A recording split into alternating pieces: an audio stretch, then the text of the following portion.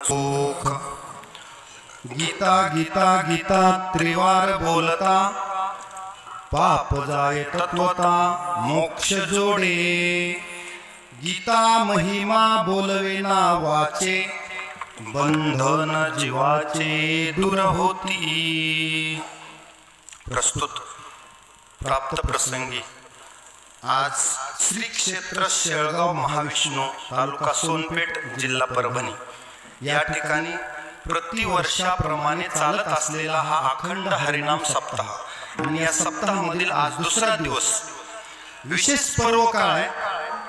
तसं तर एकादशी जरी आली तर हरिदिनी असते आणि विशेष पर्व काळ असतो। ऐका व्रताचे महिमान नेमे आचरती जन गाती ऐकती हरि कीर्तन ते समान विष्णूची। एकादशी एकादशी जया छंद अहर्निशी। ज्याला एकादशीचा छंद आहे त्या वैकुंठीचे पेने व्रत करी जो नेमाने त्या वैकुंठीचे पेने। अशा पद्धतीचे हे व्रत आहे। व्रत एकादशी करीन उपवासी आणि गायीन अहर्निशी मुखीला। त्याच्यात आजची एकादशी मोक्षदा एकादशी आहे। तिचं नाव मोक्षदा एकादशी। त्याला काय कारण आहे तर आज मासानाम मार्गशीर्षोहम ऋतूनाम कुसुमाकरा। आज सर्व महिन्यातला मार्गशीर्ष महिना ही भगवंताची विभूती आहे। 10व्या अध्यायात देव बोलून गेले की ही माझी विभूती आहे। तसं तर यद्यद् विभूतिमत् सत्वम श्रीमदुर्जितमेव वा तत् देवावगच्छत्वम मम तेजोंश संभवम। विभूती झाल्यावर शेवटी हा श्लोक देवानं सांगितला। म्हणजे प्रकर्षाने देव कुठं आहे हे जर पाहायचं असेल तर या सगळ्या विभूती सांगितलेल्या आहेत। आता मार्गशीर्ष महिना देवाची विभूती आहे। त्याच्यात शुक्ल पक्ष म्हणजे शुद्ध पक्ष आणि त्याच्यातली आज एकादशी आहे। तिला आपण मार्गशीर्ष शुद्ध एकादशी म्हणतो। देवानं सुद्धा ही एकादशी अर्जुनाला गीता सांगण्यासाठी निवडली। ऋतूनाम कुसुमाकरा मासानाम मार्गशीर्षोहम आणि ऋतूनाम कुसुमाकरा। ऋतूमध्ये वसंत ऋतू आणि महिन्यामध्ये मार्गशीर्ष महिना ही देवाची विभूती आहे। देवानं हाच दिवस कशासाठी निवडला अर्जुनाला भगवद्गीता सांगण्यासाठी निवडलेला दिवस म्हणजे आजचा। कोणता दिवस आहे मार्गशीर्ष शुद्ध एकादशी। मोक्षदा एकादशी तिला नाव पडलेलं आहे। प्रत्येक एकादशीची एक पुराणात कथा आलेली आहे। त्यामध्ये ह्या एकादशीला गोकुळ नगरीमध्ये वैखानस नावाचा राजा होता। त्याचे पूर्वज नरकात पडलेले होते। मग त्यानं ऋषींना विचारलं की आमच्या पूर्वजाला उद्धार होण्यासाठी कोणतं व्रत काही सांगा। त्यावेळेस ऋषींनी त्याला सांगितलं की मार्गशीर्ष महिन्यातल्या शुक्ल एकादशीला तो पूर्ण निराहारी राहून हे व्रत कर आणि द्वादशीला पारण सोड, तुझ्या पितरांना मुक्ती मिळेल। म्हणून मोक्षदा एकादशी पितरांना त्याचा मोक्ष मिळाला, त्याला सुद्धा मोक्ष मिळाला आणि पितरांनी जाताना तुझं कल्याण असावं म्हणून आशीर्वाद। तुका म्हणे पितर आशीर्वाद देते आणि पुत्र जर असं व्रत करणारा नाही किंवा श्राद्ध घालणारा नाही तर मग हा कटा त्याचे आणि वंशी दुराचारी झाला। मग ह्या एकादशीला मोक्ष त्याच्या पितरांना मिळाला। राजाही उतरून गेला म्हणून मोक्षदा एकादशी नाव पडलं। आणि मार्गशीर्ष शुद्ध एकादशीला विशेष पर्व काळ हा आहे की देवानं भगवद्गीता याच दिवशी अर्जुनाला सांगितली। विठ्ठला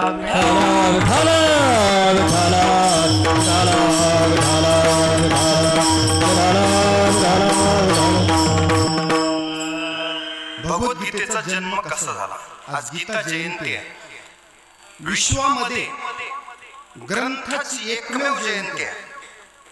बाकी अशा कोण्या ग्रंथाची जयंती नाही। माणसाची जयंती पुण्यतिथी होते पण ग्रंथाची जयंती म्हणजे गीतेची आज जयंती आहे।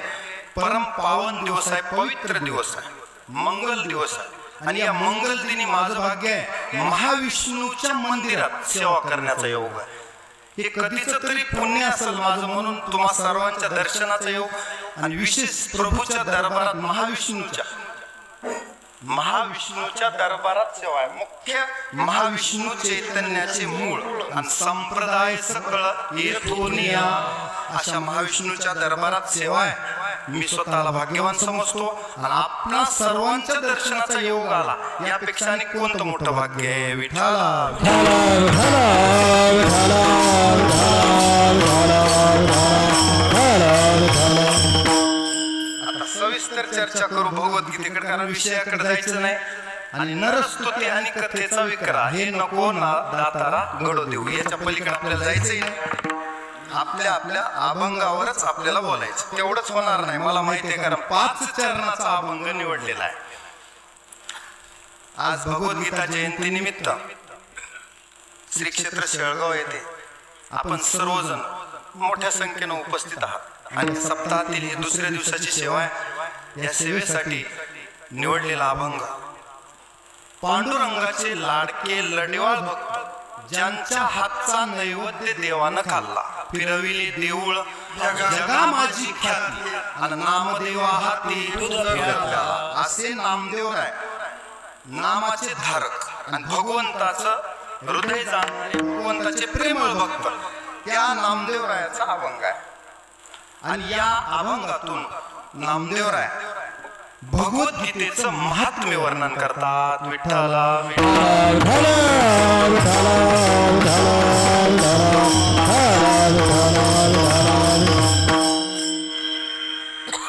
साधारणपणे आपण सर्वजण संसारी माणसं आहोत.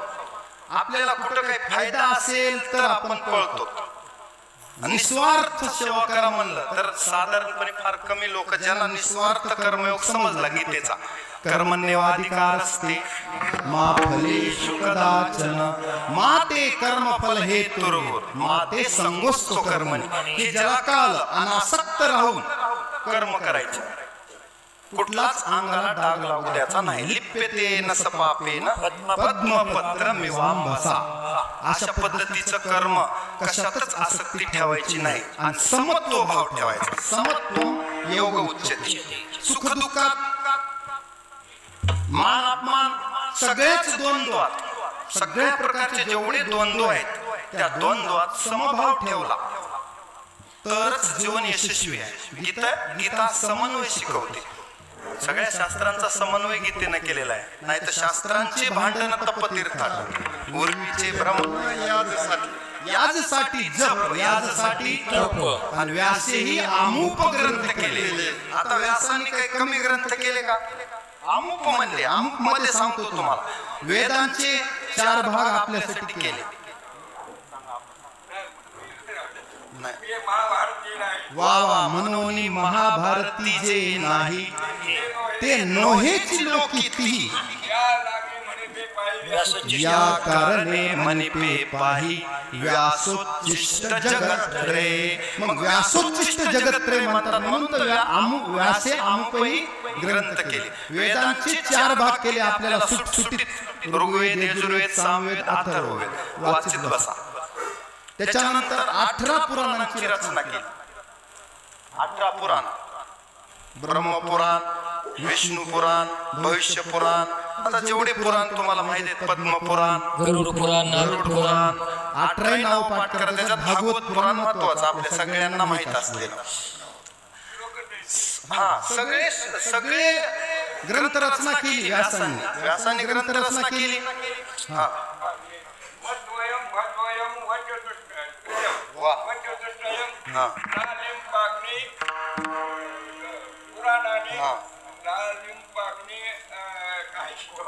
म्हणजे नाही काय आपला अभ्यास आहे, पाठ आहे.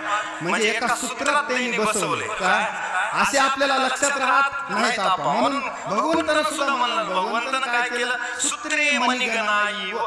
काय केलं, एका सूत्रात सगळं जग बांधलं. तसं आपण ते सूत्रात बसवलं ना. सोन्याचे मणी केले आणि ते सोन्याचे सुती ओळी. म्हणजे अशा पद्धतीनं ह्या जाऊ द्या काय नाही. पुराणांची नाव तुम्हाला पाठ आहेत, मागे पुढे होतील. व्यासांची ही रचना आहे मला सांगायची. व्यासेही अमुक ग्रंथ केले. आता ब्रह्मसूत्र लिहिले, 18 पुराण, वेदांचे 4 भाग. तरी सुद्धा व्यासांचं मन भरलं नाही. शेवटी भागवत पुराण, भगवंताच्या लीला जेव्हा त्यांनी गायल्या तेव्हा व्यासांचं मन तृप्त झालं. मग बघा आता, म्हणजे व्यास साधारण आहेत. व्यासांच्या बाबतीत वर्णन आलेलं आहे. अचतुर्वदनो ब्रह्मा द्विबाहू परो हरी अभाल लोचन शंभू भगवान बादरायण. भगवान वेद व्यास म्हणावं लागतं त्याचं कारण नमोस्तुते व्यास विशाल बुद्धे फुलारविंदायत पत्र नेत्र येन त्वया भारत तैल पूर्ण प्रज्वालितो ज्ञानमय प्रदीप विठला विठला विठला एवढं कशासाठी चाललंय की त्यांनी महाभारत लिहिलं आणि त्या महाभारतात 18 पर्व आहेत. आता आपल्या मूळ विषयाकडे किती पर्व कुणा लिहिलं महाभारत? व्यासांनी. महर्षी वेद व्यास, बादरायण व्यास, कृष्णद्वैपायन व्यास किंवा भगवान वेद व्यास, हे सगळे नाव व्यासांनाच आहेत. त्यांनी महाभारत लिहिलं. आता महाभारतात 18 पर्व, 18 पर्वात एक भीष्म नावाचं पर्व आहे, भीष्म पर्व. त्या भीष्म पर्वात 25व्या अध्यायापासून 42व्या अध्यायापर्यंत म्हणजे 18 अध्याय हे भगवद्गीतेचे आलेले आहेत. त्याच्यात 700 श्लोक आहेत. भगवद्गीतेत किती श्लोक आहेत? एवढं तरी माहित पाहिजे. आज गीता जयंती आहे. भगवद्गीता कशाला म्हणतात? तिचा जन्म कुठून आहे आणि भगवद्गीता कुणाच्या पोटात सामावलेली आहे? महाभारताचाच एक भाग आहे भीष्म पर्वातला. एवढं लक्षात आलं. आता ही भगवद्गीता नेमकी कोणत्या प्रसंगात आली? त्याचा प्रसंग असा आहे, तो आज कथन करणं गरजेचं आहे. कुरुक्षेत्रावर पांडवांचं आणि कौरवांचं युद्ध होणार असं ठरलं. युद्ध ठरलं. आता युद्धाच्या दिवशी अर्जुनाच्या रथावर सारथी कोण आहे? सारथी शारंगधरू अर्जुनेशी. अर्जुनाचे रथवारू तो वागवी सर्वेश्वर एवढे भक्तीचे उपकारू किंवा देखा नवल प्रभूचे अद्भुत प्रेम भक्ताचे जे सारथ्यपण पार्थाचे करीतो असे. आता देव सारथी झालेला आहे. त्याची कथा तुम्हाला माहित आहे. दुर्योधनही अर्जुनही देवाकडे गेले होते. देवानं सांगितलं एकीकडे माझी नारायणी सेना आहे आणि एकीकडे मी एकटा आहे, ते मी निशस्त्र, म्हणजे हातात शस्त्र घेणार नाही, कुणाला काय पाहिजे बघा. अर्जुनानं पायाला बसून देवाला विनंती केली, देवा मला फक्त तू पाहिजेस, मला हे सैन्य नको. आणि दुर्योधनाला बरं झालं, दुर्योधन म्हणला देवाला एकट्याला गपाड्याला घेऊन काय करायचं, शस्त्र नाही हातात, आपल्याला सेना भेटली, आपलं बळ आणखी वाढलं, 11 अक्षोहिणी सैन्य झालं म्हणलं. आता आपल्याकडे आपल्या पारड्यात अशीच जास्त लागले ना त्याच्या कुणाच्या 11 अक्षोहिणी म्हणलं. सरकार बनाले म्हणलं काय करायचं देवाला, आपला मुख्यमंत्री व्हायला बस झालं असं कुणाला वाटलं? दुर्योधनाला. पण अर्जुन हुशार होता. अर्जुनाला माहित आहे की देव जिकडून संजयानं शेवटी सांगून ठेवलं, यत्र योगेश्वर कृष्ण यत्र पार्थो धनुर्धरा आणि तत्र श्री विजयो तत्र श्री विजयो भूतिर् ध्रुवानीतिर्मतिर्मम. जिकडून देव आणि धनुर्धर अर्जुन, म्हणजे याचा अर्थ काय? धनुर्धर अर्जुन म्हणजे पुरुषार्थाचं प्रतीक आहे. पुरुषार्थ म्हणजे प्रयत्न, प्रचंड प्रयत्न आणि त्याला देवाची साथ. यत्र योगेश्वर कृष्ण यत्र पार्थो धनुर्धरा मग तत्र श्री विजयो भूतिर्. म्हणून पुरुषार्थाला जोड कोणाची पाहिजे? दैवम चैवात्र पंचमम, देवाची शेवटी जोड पाहिजेच. दुर्योधनाला वाटायचं माझ्याकडे सगळं, मी सुद्धा यज्ञ करतो, मी सुद्धा भक्त आहे, पण तो दांभिक होता. मलाही धर्म कळतो म्हणत होता की नाही, तो जानामी धर्म नचमे प्रवृत्ती, जानामी अधर्म पण नचमे निवृत्ती. मला कळते पण त्याच्यात माझी वृत्ती होत नाही. धर्मानं वागायची वृत्ती होत नाही आणि अधर्म सोडायची बी नको वाटते, कारण अधर्म बरा वाटतो सुरुवातीला आपल्याला. बघा ना, संसारामध्ये विषय बरे वाटतात का परमार्थ बरा वाटतो?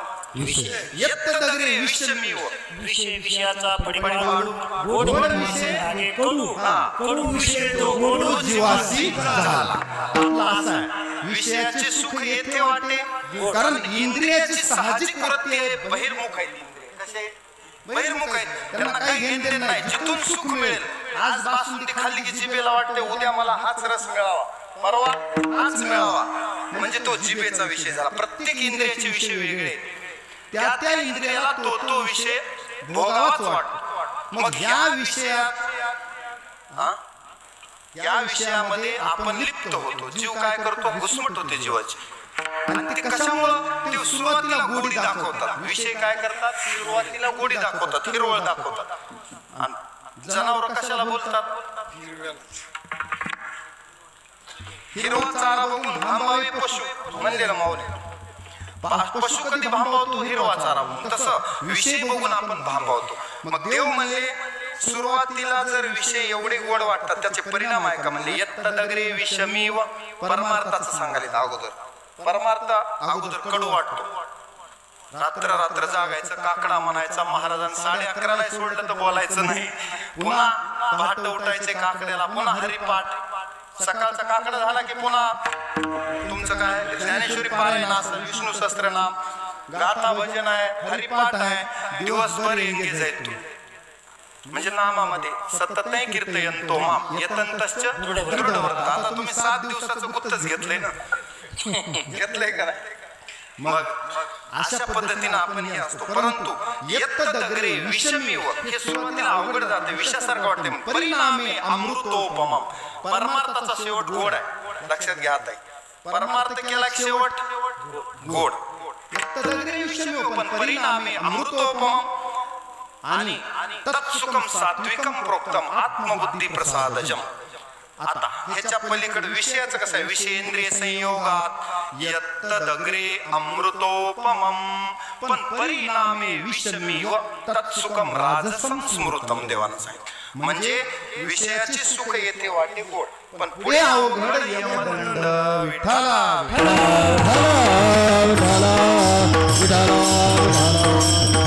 आपला विषय लांबत चाललाय देव अर्जुनाचे सारथे आणि पहिल्याच दिवशी युद्धाच्या सुरुवात होणार शंख वाजायला चालू आहेत कसलं वर्णन माऊलींनी केलं युद्धाचं पहिला अध्याय म्हणजे मला तर वाटते सगळं युद्धाचं आणि त्या वीरांचं वर्णनच आहे पूर्ण वर्णन आहे पहिल्या अध्यायात कोण कोण वीर कसे कसे होते कोणता शंख वाजवला पांचजन्यम ऋषिकेशो देव दत्तम धनंजया पुन्हा सुघोष मणी पुष्पको नकुल सहदेवश्च सुघोष मणी पुष्पको हे शंखांचे नाव आहे ज्याचे त्याच्या मग कौरवाकडून कोण आहेत सेनापती भीष्म आहेत भीष्म म्हणजे साधारण आहेत भीष्म म्हणजे वाहती ज्ञानाची गंगा आहेत परंतु आहेत कौरवाच्या बाजून तिकडून काही कमी होते आहेत का द्रोणाचार्य आहेत भीष्माचार्य आहेत कृपाचार्य आहेत आणि 11 सेना आहे पण इकडून द्वारकेचा राणा पांडवाकडे महत्वाचं जे सार आहे लोणी कुणाकडे आहे लोणी अर्जुनाने घेतले आणि ताक तुम्हाला प्यायला दिले विठ्ठला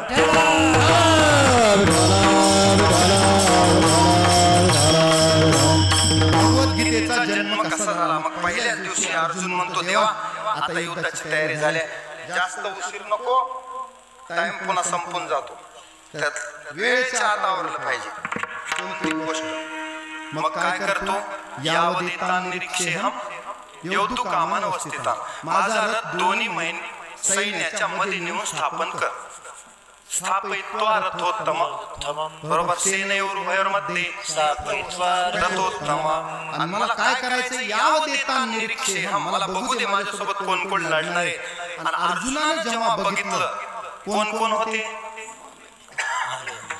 आचार्यान मातुलान भ्रातृन पितरान पुत्रान पौत्रान सखी सता म्हणजे सगळे त्याचे आप्तजन होते सगळे आप्तजन आता आप्तजन बघून अर्जुन मोहित झाला आणि इथंच आपल्यासाठी फायदा झाला ऐन टायमाला नवरदेव नको म्हणला लग्न सगळी तयारी झाली मला युद्ध नको म्हणतोय अर्जुन काय म्हणतोय निरीक्षण केलं की खाली बसला का देवाने विचारलं हे काय चाललंय अर्जुना तुझं निरीक्षण करायला तुला मध्ये आणलं आणि तू आता काय बोलायलायस नकांक्षी विजयम कृष्ण नच राज्यम सुखानीच किम नो राज्यन गोविंद किम भोगैर्जीवितेन वा सिदंती मम गात्राणि मुखम च परिशुष्यति वेपतुश्च शरीरे मे रोमहर्षश्च जायते आता माझी अशी स्थिती झाली मला युद्ध नको त्यापेक्षा मी संन्यास घेतो भिक्षा मागून खातो असं होईल तसं होईल देवाला तत्वज्ञान सांगू लागला या युद्धात एवढे जर मारले आप्तजन मारून मला राज्य भोगून काय उपयोग आहे स्त्रिया दुष्ट होतील एवढ्या स्त्रिया विधवा होतील वर्ण संकर होईल कुल नष्ट होईल पितरांना गती मिळणार नाही एवढं मोठं तत्वज्ञान हुशारी करू लागला पुन्हा समोर देवासमोर देव फक्त हसून ऐकत होते अर्जुनाचं तत्वज्ञान जसं आता मी बोलायलो पण इथं आप्पा आहे शास्त्री महाराज किंवा इतर एखादी मोठे व्यक्ती जर समोर असले ते काय विचार करतात बसल्या बसल्या बोलू द्या लेकरू आहे आता नवीन आहे गडबड आपलं बोलायला पण त्यांच्याकडे शांत समुद्र असते म्हणून ते आपलं ऐकतात पण तरी सुद्धा आपलं गोड का वाटते त्यांना चला ट्रॅक न तरी चलाले स्वर असो का नसो विठ्ठला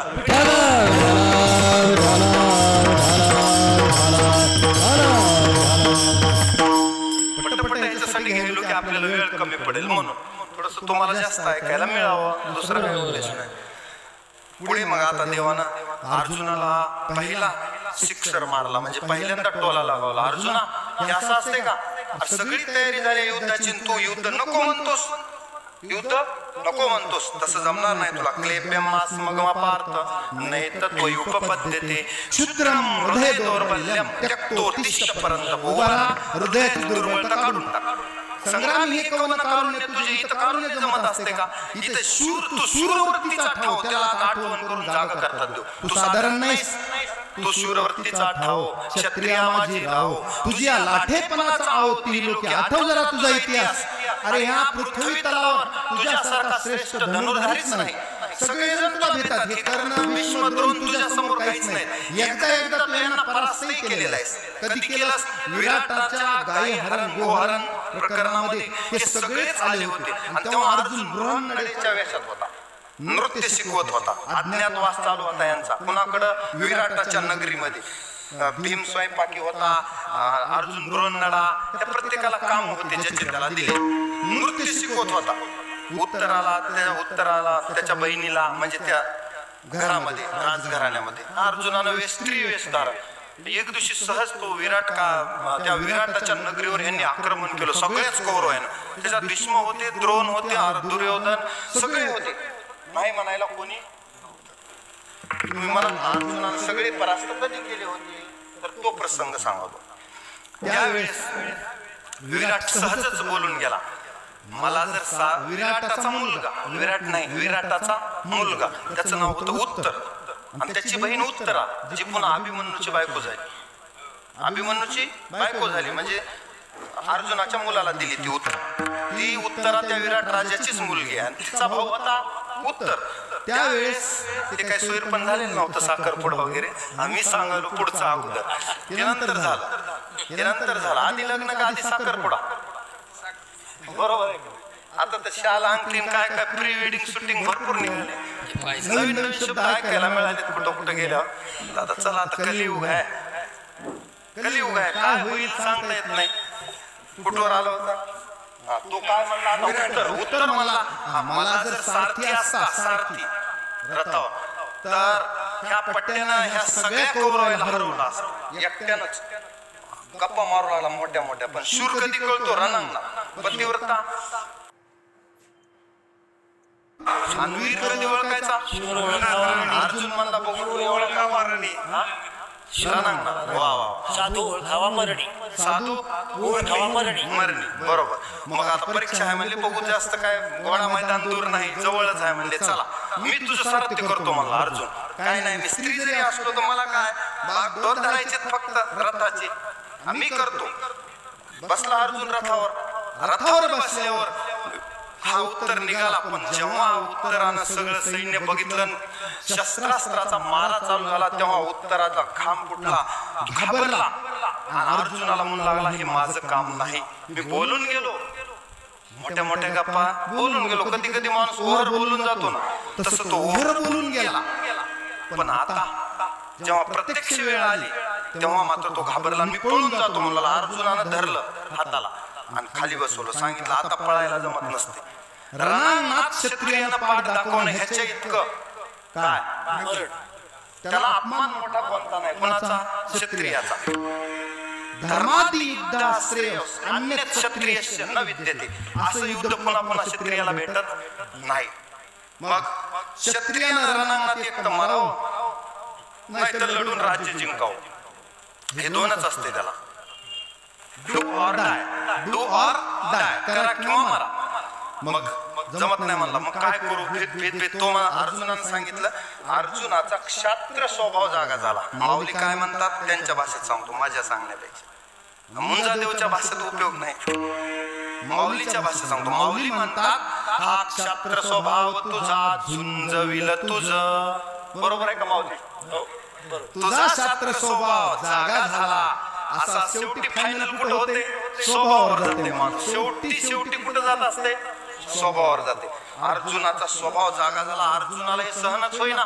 हा काय पळायला, इथं काय तमाशा लावलाय, अंतरीचे दावे स्वभावे बाहेरी. वा अर्जुनाला ते सहन होईना. अर्जुनातला क्षत्रिय जागा झाला.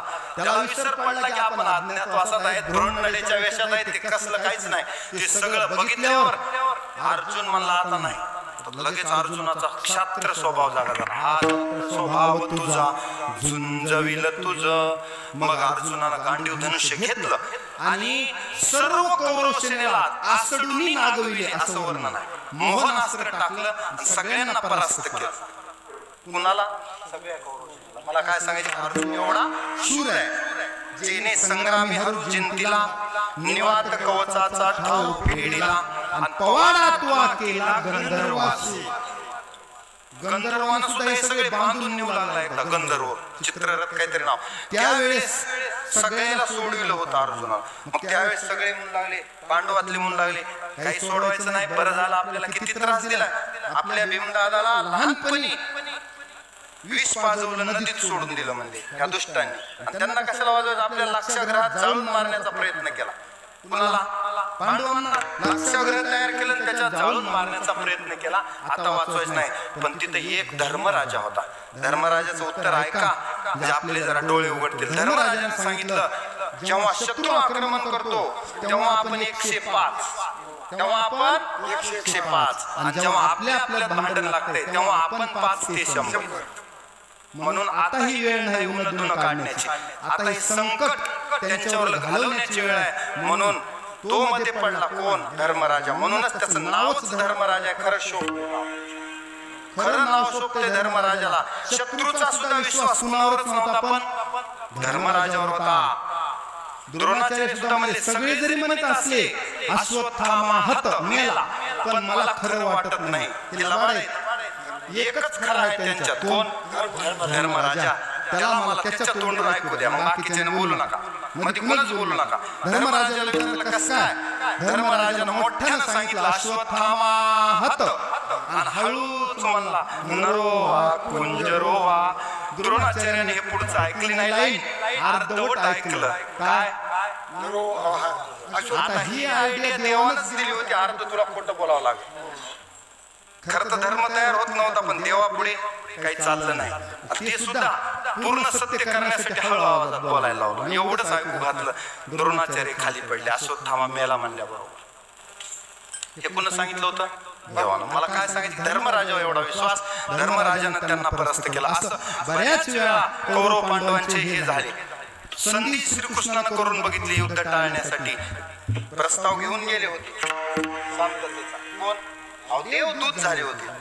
पण दुर्योधनानं सांगितलं सुईच्या टोकावर बसलेली एवढी माती सुद्धा देणार नाही. 5 गावं तर काय पांडवांना काहीच देणार नाही. एकदा देऊन बघितलं खांडवन, इंद्रप्रस्थ, वारणावत, पण तिकडं दुसरेच कुठाने झाले.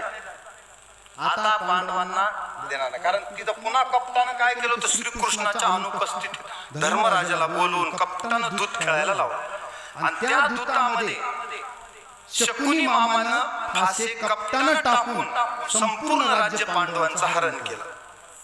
द्रौपदी सहित डावावर लावावं लागलं. सगळे हरले. द्रौपदीची लाज देवानं राखली ती पुढची गोष्ट झाली.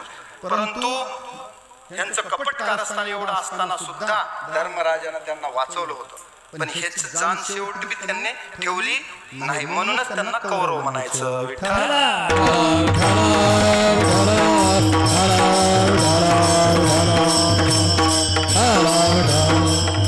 आता अर्जुन खाली बसलेला आहे. देवगीता सांगत आहेत त्याला.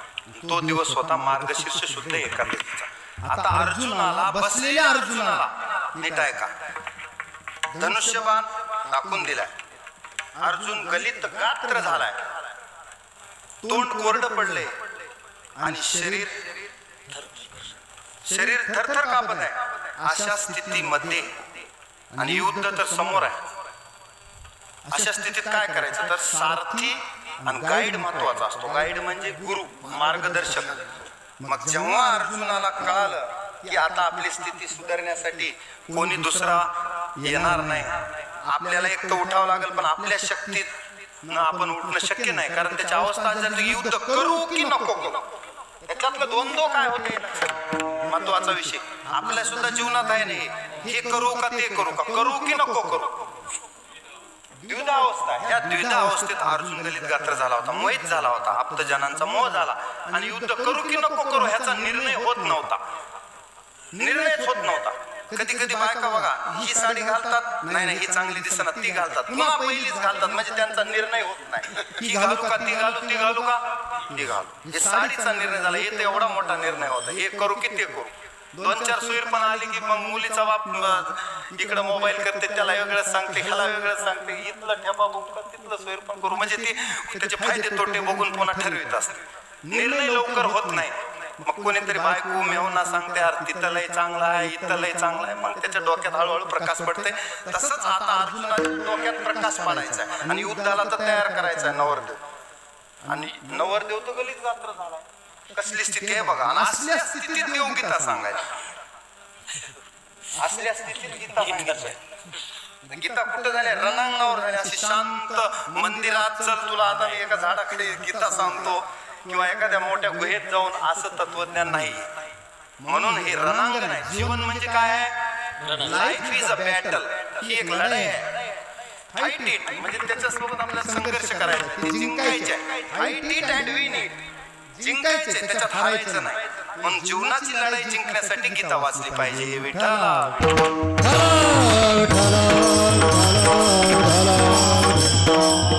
आता देवानं काय काय सांगितलं हे एक एक एक एक बघण्याच्या अगोदर तुम्हाला थोडस भगवद्गीतेचा जन्म माहित झाला. आता देवाचा विस्तार मी करणार आहे जसा वेळ भेटेल तसा, पण मला थोडं भगवद्गीतेचं महात्म्य सांगायचे अर्जुन आपल्या अभंगाकडे जाऊन.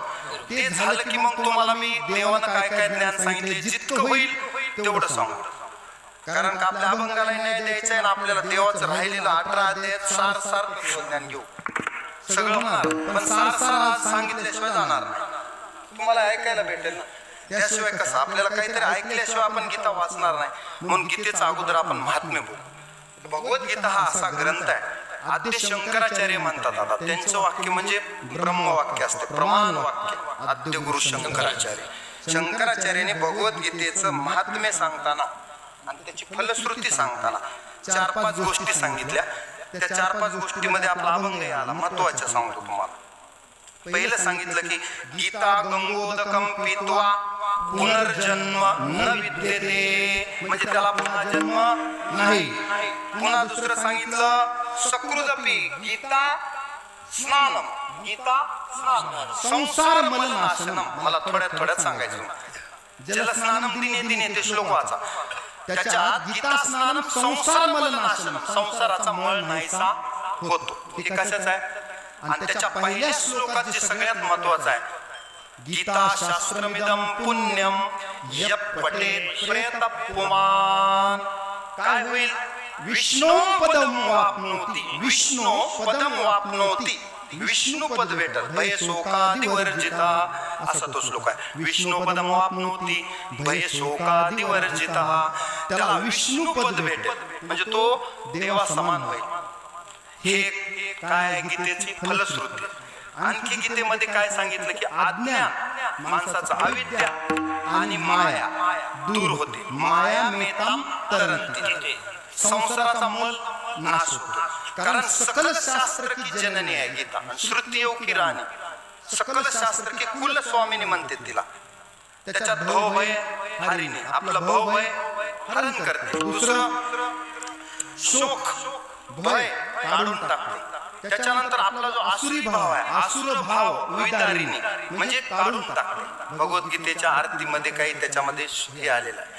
त्याच्यातही भगवद्गीतेचं महात्म्य सांगितलेलं आहे.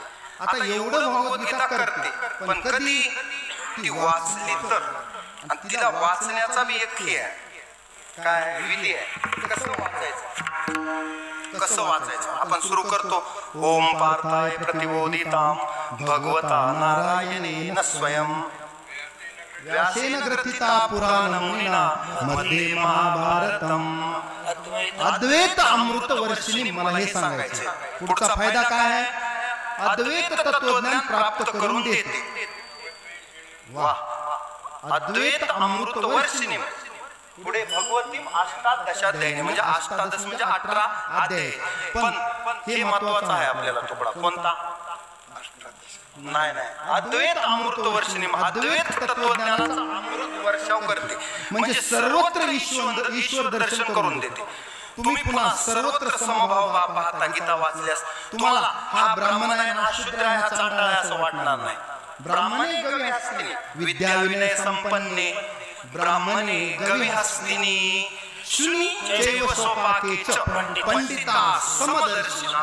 तो सारखंच पाहतो सगळ्याला, म्हणजे हे सर्व जग ईश्वर सर्वभूतानां हृदयेषु तिष्ठति, ब्राह्मण सर्वभूतानि यंत्रारूढानि मायया. हे त्याला तत्वज्ञान होतं. मग ऐसा ज्याचा अनुभव विश्वदेव सत्यदेव, हे त्याला भगवद्गीता वाचल्यास कळतं. त्यासाठी भगवद्गीता वाचावी लागते. विठ्ठला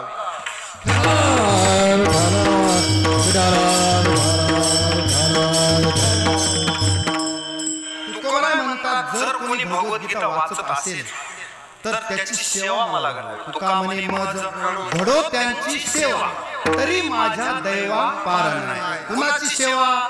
गीता भागवत करीते श्रवण, गीता भागवत करते श्रवण, गीता भागवत करते श्रवण, करते श्रवण. अखंड चिंतन विठोबाची, अखंड चिंतन विठोबाची, अखंड चिंतन विठोबाची. गीता भागवत करते श्रवण, गीता भागवत करते श्रवण, गीता भागवत करते श्रवण, गीता भागवत करते श्रवण.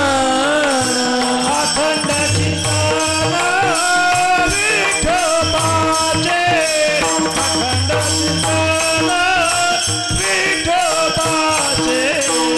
चिंतन विठोबाचे. गीता भागवत अखंड चिंतन विठोबाचे, अखंड चिंतन विठोबाचे. होतील सात्विका, पुरे होतील सात्विका.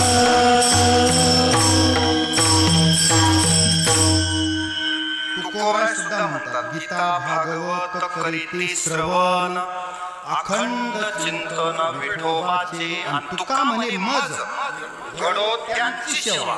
असं जे श्रवण करतात गीता श्रवण, आपल्यासारखे जे श्रोते गीता श्रवण करतात, तुम्ही म्हणाल आम्हाला गीता फक्त श्रवण करता येते. आता ह्याच्यात कोणी श्रवण करेल, कोणी पठण करेल, कोणी अर्थ सांगेल.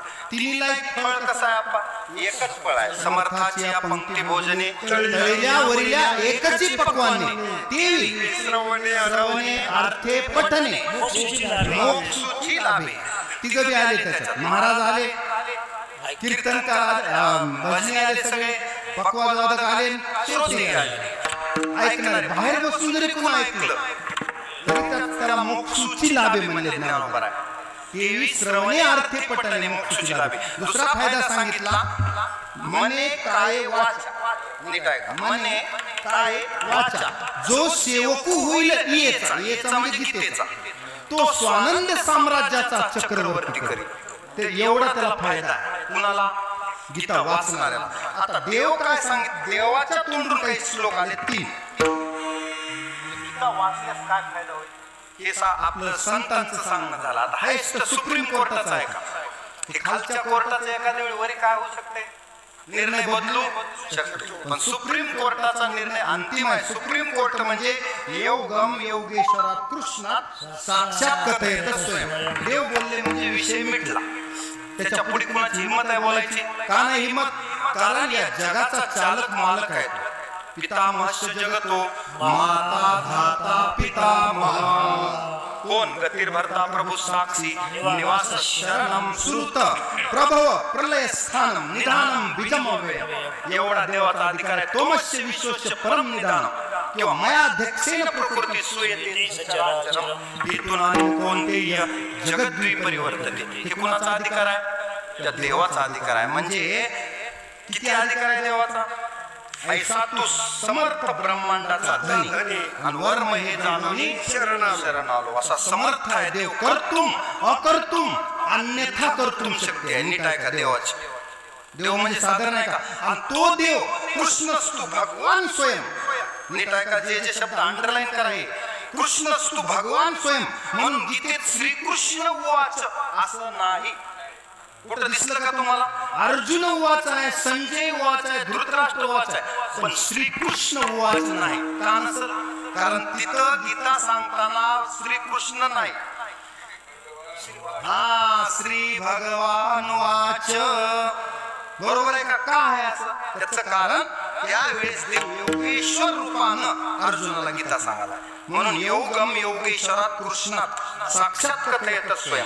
स्वतः देवानं सांगितलंय स्वमुखे आपण सांगेतो स्वमुखे आपण सांगेतो स्वमुखे आपण सांगेतो स्वमुखे आपण सांगेतो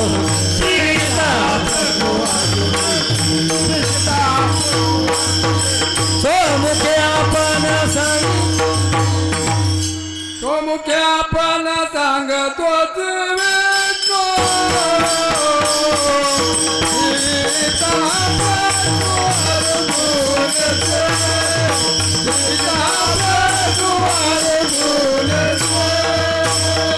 स्वमुखे आपण सांगेतो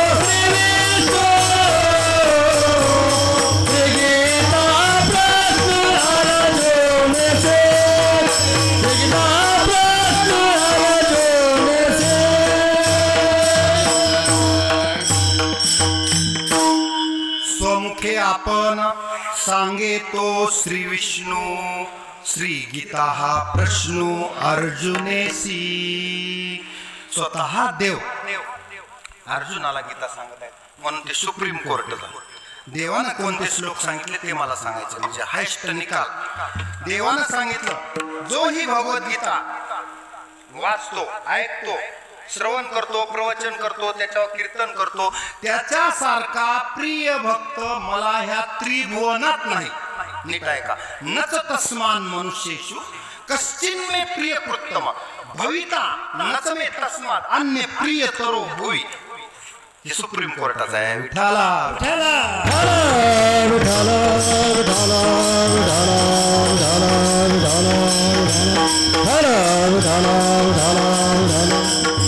त्याच्या आधीने एक पुढे 2 श्लोक आहेत आणखी गीतेचं महात्म्य सांगणार. त्याचा आधीचा श्लोक मला वाटते आदेश्यते इमं धर्म्यं संवाद मावयो ज्ञानयज्ञेन तेनाहम इष्टशामिति मे मती.